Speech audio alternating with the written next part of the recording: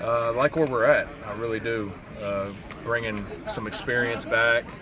Those guys up front, 4 guys that have played a lot of football. Fernando coming back. Adding Chandler, another quarterback that has played a ton. Jaden, Tron at receiver. So Jack at tight end. Feel like you have a really good core group of guys coming back that we're building around. And I think we're definitely way further along than we were at this time last year. Can you talk a little bit about who you've got sort of in the rotation right now at the offensive line?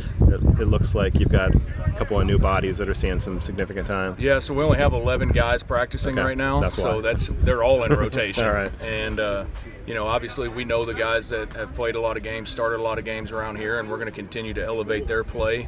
But we need to elevate the play in the room as a whole and get some guys ready to go if we need them. So.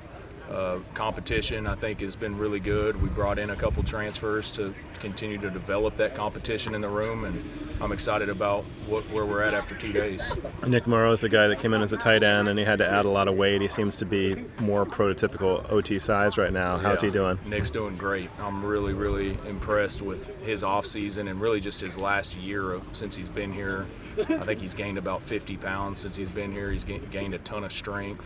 He's gained an understanding of what we're doing offensively, so I've been very pleased with where he's at.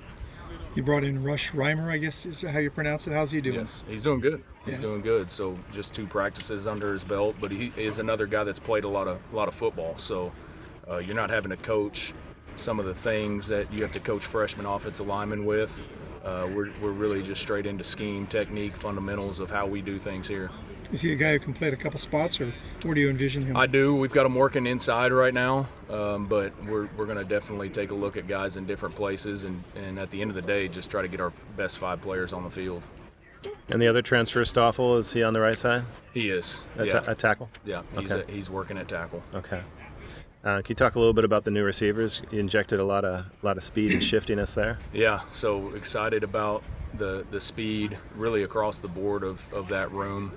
And then getting Maven Anderson back healthy is going to be huge for us. But, the new guys, Brady, Mikey Matthews, in the slot, we want to be more explosive at that position. And I think we address that need in the transfer portal.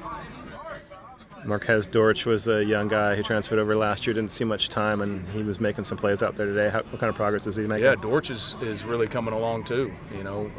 He got here last year and had to adjust to being a long way from home, new school, new system, but he had a really strong off season. I think he ran one of the fastest 40s on the team, so there's no substitute for speed. We're going to find a way to utilize our fastest players, I can promise you that.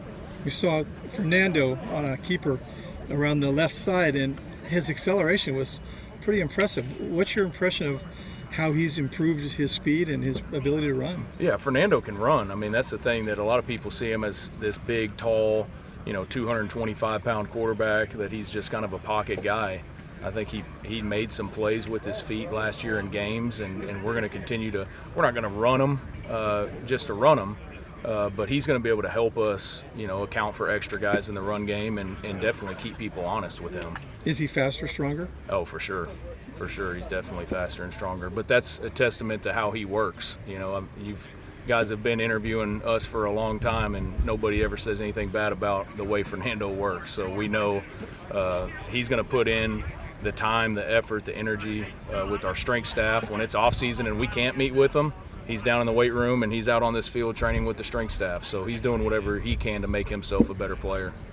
Chandler Rogers has looked impressive these first 2 days of practice. What are your thoughts on his progress so far? I like where Chandler's at. Again, just he's played so much football, has a ton of experience, and I think just the competition between him and Fernando is going to be huge, elevating both of their games. And at the end of the day, that's what we want. We want competition in every single room, every position on this team. We want guys to feel like there's somebody trying to take your job, and that's the reality of college football. That's the reality of what we do. So we're going to continue to try to bring that in, even in probably the next transfer window. Continue to add to our offensive roster with more guys that can create competition.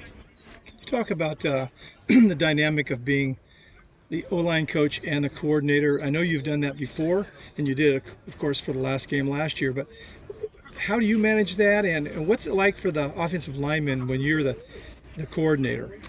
I think I manage it just by coaching football the way I've always coached football. You know, obviously off the field, there's a lot more involved to it, you know, as far as running staff meetings, running unit meetings, you know, really getting everybody on the same page schematically with how we're going to attack things. But on the field, you know, I think obviously the reason I've always done it and the reason I did it when I got my first coordinator job was I knew that no matter what I installed offensively, if the O-line wasn't any good, it wouldn't matter.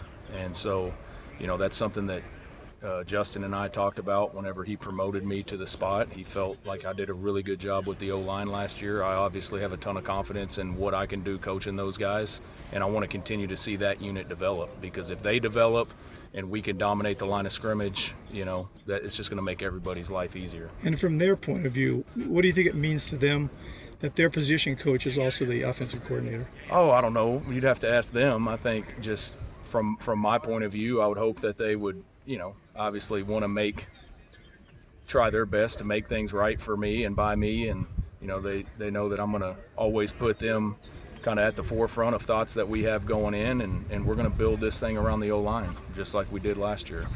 Can you talk a little bit about TJ and Sewapi? Just savvy vets now, which is nice. You know, I got here last year and really had to clean up some things with those guys.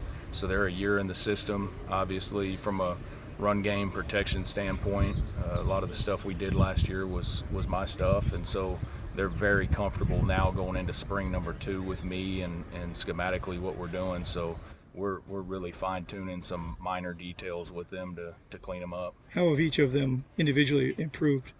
I think just their leadership, really the standard that we're trying to uphold in that room, and them understanding what that looks like every day.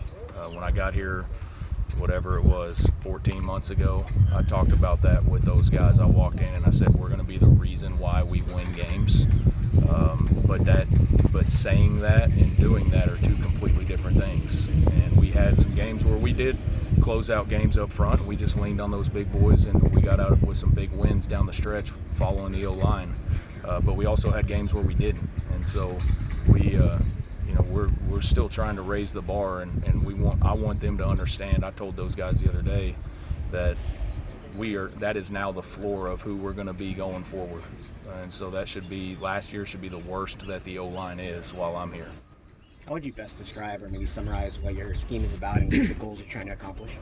We want to obviously start off with running the football. I think every great offense is built around being able to run the ball. We did that well last year with Jaden end up leading the Pac-12 in rushing.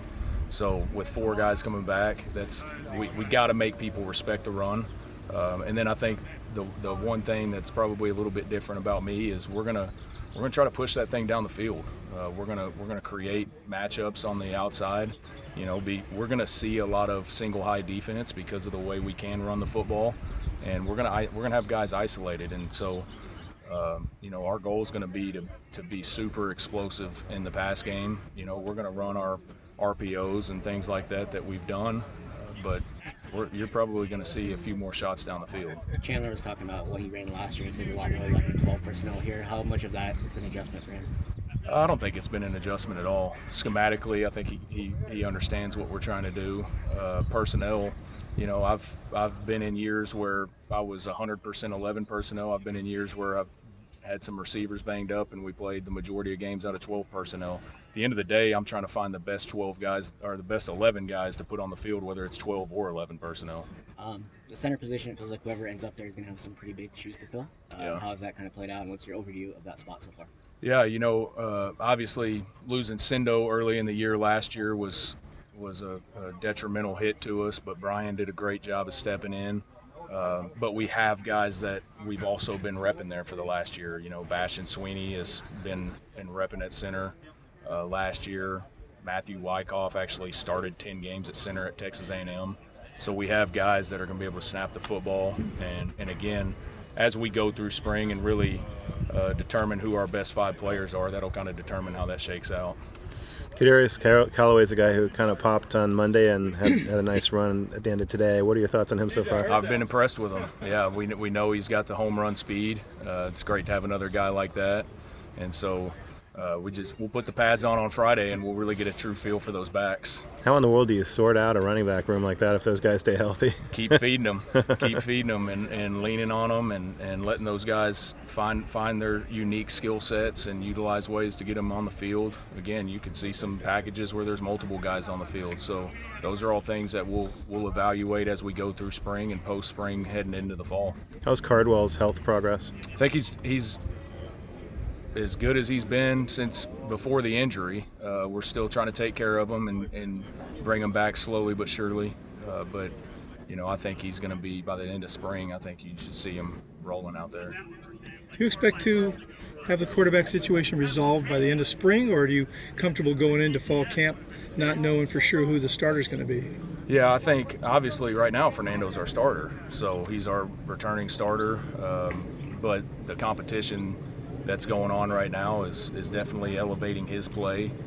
Just like we do at every position, we'll evaluate that at the end of spring, and if we feel like there's a clear-cut difference and we need to do that, and speak on one side or the other of it. But right now we're just letting both of those guys get reps and see how good that room can get.